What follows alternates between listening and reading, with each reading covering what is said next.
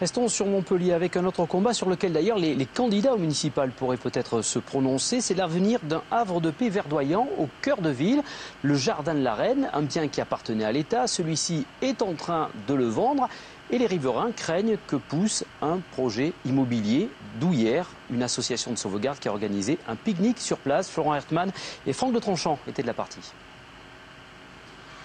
Tout avait été prévu au cas où, mais les portes se sont finalement ouvertes, permettant aux Montpelliérains de découvrir pour la première fois le Jardin de la Reine.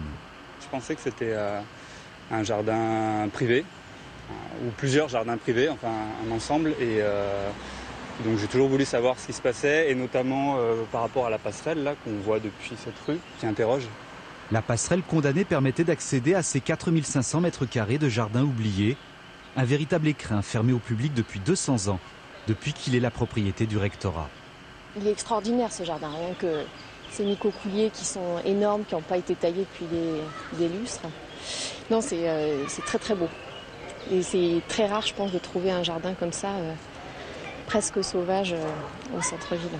Quand on a la chance d'avoir des jardins pareils en cœur vraiment de centre, il faut les préserver. Enfin, voilà. Donc les utiliser, les transformer, peut-être en jardin partagé, peut-être autre chose.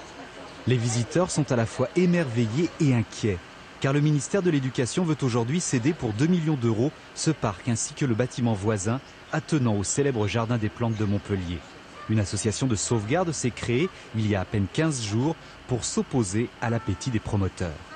Ça intéresse plusieurs personnes, des gens qui veulent en faire des maisons de retraite, des hôtels, mais on les comprend, c'est intéressant, hein. C'est pas mis à prix très très cher, on comprend que ça intéresse des promoteurs. On leur dit juste que non, ça nous appartient.